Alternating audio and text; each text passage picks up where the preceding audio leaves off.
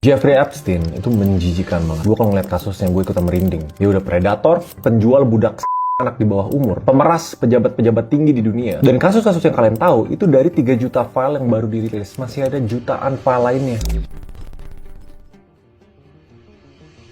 Kalau menurut gue dia bukan level kriminal biasa ya. Dia monster yang ngebangun pulau di mana dia perdagangkan ribuan anak di bawah umur untuk ngelayanin nafsu orang-orang paling berkuasa di bumi ini. Dari pangeran kerajaan Inggris, mantan presiden Amerika Serikat, miliarder teknologi, semuanya tuh ada di orbit dia. Ada tuh di buku tamunya dia. Dan ngerinya gini, ini bukan teori konspirasi pinggir jalan. Ini fakta hukum yang udah terbukti di pengadilan. Kalau kalian mau tahu kasus-kasus yang menjijikan dia, kalian bisa cari di mana aja. Tapi sebagai orang bisnis, yang bikin gue merinding itu bukan soal kejahatannya doang. Tapi satu pertanyaan besar, kok bisa dia punya akses ke elit-elit global terseret kayak Bill Gates, Elon Musk yang masih baru rumor, dan baru aja di dokumen terakhir Epstein nunjukin dia nerima kain suci Ka'bah dari Mekah. Anjir, gila sih itu kain sesuci itu ditaruh jadi karpet di tempat yang sezolim itu. Dan kenapa rame? Menurut Research Tribune ada nama-nama orang Indonesia dalam dokumen itu. Gua nggak usah sebut, kalian bisa baca sendiri. Tapi disclaimer, ini bukan hubungan langsung. Tapi unik aja kenapa Epstein sampai nyebutin nama-nama elit politik Indonesia. Balik lagi ke cerita utama. Gimana caranya seorang mantan napi bisa punya akses VVIP ke White House, foto bareng Ratu Inggris, dan kenapa bank-bank raksasa sekelas JP Morgan rela ngelanggar aturan demi ngelindungin transaksi haramnya dia. Makanya kita harus bedah sistem bisnis gelap di balik elit global. Sampai di titik orang-orang paling powerful di dunia bisa tunduk sama satu orang.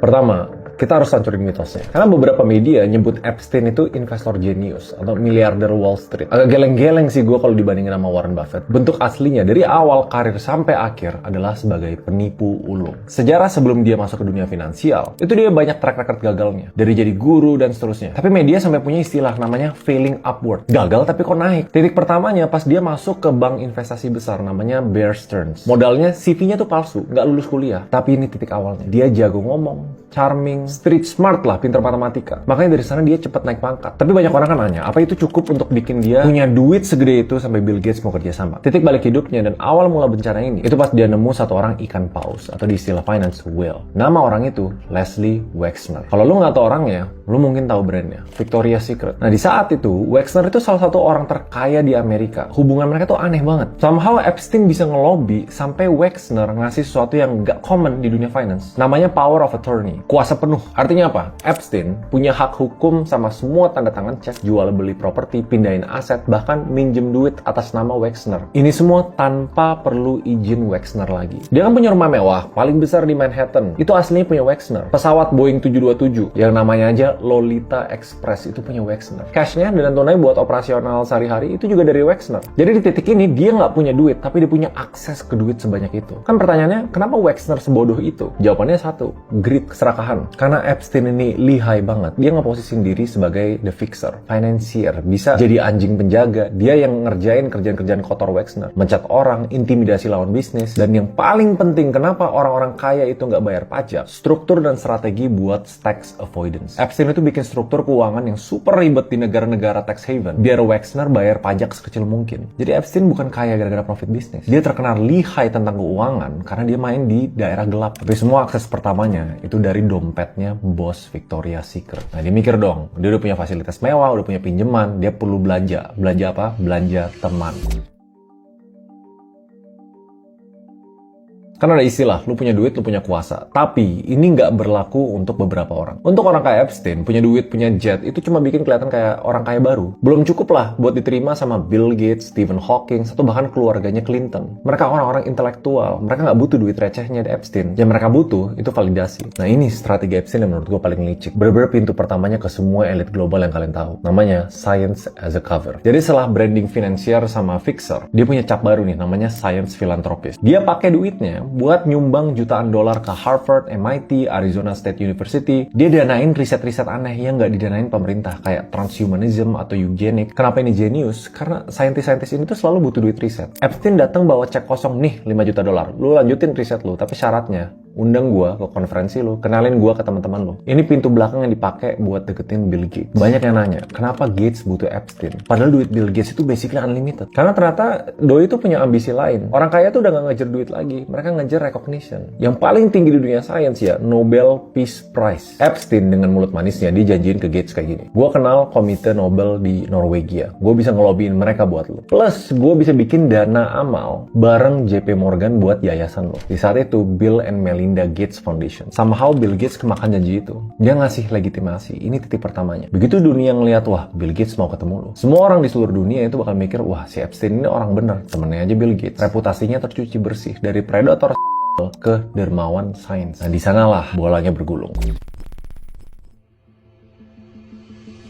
Sebenarnya udah ada listnya dan kalian bisa tanya ke AI, siapa elit global yang pernah berurusan dengan Epstein? Dia bakal bikin tuh tabelnya sama semua kejahatannya. Berdasarkan dokumen pengadilan yang udah dibuka, bukan konspirasi ya, bukan jutaan yang belum dibuka nih. Dia tuh ngecek dari saksi sama log penerbangan, namanya flight log, dari jet pribadinya dia. Ini beberapa gue sebutin. Yang pertama, Pangeran Andrew. Ini royalty loh. Perannya sebagai useful idiot. Andrew ini anggota kerajaan yang gaya hidupnya tuh boros banget dan duitnya cekak. Epstein jadi ATM berjalannya dia, bayarin utang, kasih pinjaman, dan kejahatan saksi kunci namanya Virginia Giuffre. Waktu itu 17 tahun, bersaksi di bawah sumpah bahwa dia dipaksa melayani Pangeran Andrew 3 kali. Di London, di New York, sama di pulau pribadinya. Akhirnya Andrew bayar denda jutaan pounds buat nutup kasus ini. Kedua, Bill Clinton. Perannya The Philanthropy Cover. Clinton tuh tercatat terbang naik jet pribadinya Epstein minimal 26 kali. Bilangnya sih alasan urusannya Clinton Foundation. Epstein janjiin koneksi ke donatur kayak lainnya. Kejahatannya, saksi mata ngeliat Clinton ada di pulau pribadinya Epstein, Little St. James, bareng 2 gadis muda. Clinton sih ngebantah pernah ke pulau itu, tapi flight log itu dan saksi bicara lain yang membuktikan. Dan yang gong, Presiden Amerika sekarang Donald Trump. Kalau gue bilangnya perannya sebagai the party buddy. Di tahun 90-an mereka tetanggaan di Palm Beach. Sama-sama punya ego gede soal wanita. Trump tuh pernah bilang di majalah New York, ini beneran, Epstein is a terrific guy. He likes beautiful women as much as I do, and many of them are on the younger side.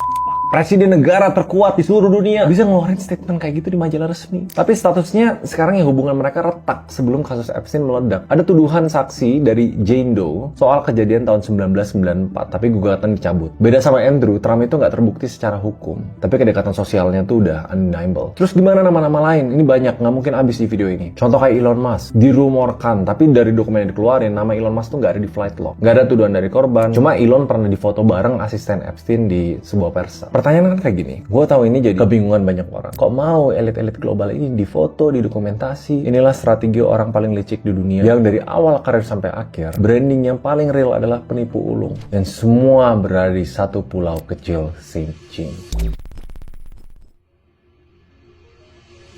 Elit global itu nggak bodoh. Mereka tahu mana yang aman, mana yang nggak aman, mana yang harus disembunyiin, mana yang disapu di bawah lemari. Dan kenapa mereka diem-diem aja bertahun-tahun sampai kasusnya meledak? Jawabannya, the honeypot. Semua koneksi elit yang dikumpulin sama Epstein itu ngejanjiin satu hal, total privacy, bener-bener privasi total. Makanya dia beli pulau kecil itu di Virgin Islands. Udah bebas hukum. Yang bikin elit-elit mikir apa yang terjadi di pulau ini, ya tetap di pulau ini. Karena yang dijanjiin Epstein, ya mereka merasa aman buat ngeluarin semua sisi-sisi gelap fantasi mereka. Nggak ada CCTV, nggak ada wartawan, nggak ada orang. FBI sama polisi yang ngegerebek rumahnya Epstein nemuin sistem perkabelan kamera tersembunyi, dan itu canggih banget, nggak kelihatan. Itu di kamar tidur, di ruang pijat, di mana-mana. Jadi ternyata selama ini semua network elitnya dia itu direkam secara diam-diam. Dia punya ribuan jam rekaman orang-orang paling berkuasa di dunia lagi ngelakuin hubungan dengan anak di bawah umur. Kalau secara istilah bisnis, Epstein adalah sebuah kompromat, yaitu orang yang ngumpulin bahan-bahan blackmail untuk memeras orang-orang kuat. Atau setidaknya punya perisai lah. Lo bayangin kalau misalnya Bill Gates atau Pangeran Andrew udah nggak seneng dan berani macam-macam sama Epstein. Ya nggak bisa, karena sekali videonya bocor, hidupnya tamat. Itu kenapa Epstein itu disebut kebal hukum, dan ini bertahun-tahun. Dia megang kartu as orang-orang yang seharusnya menegakkan hukum. Dia ngenyandera moralitas elit global. Lantas apa yang kita bisa pelajarin?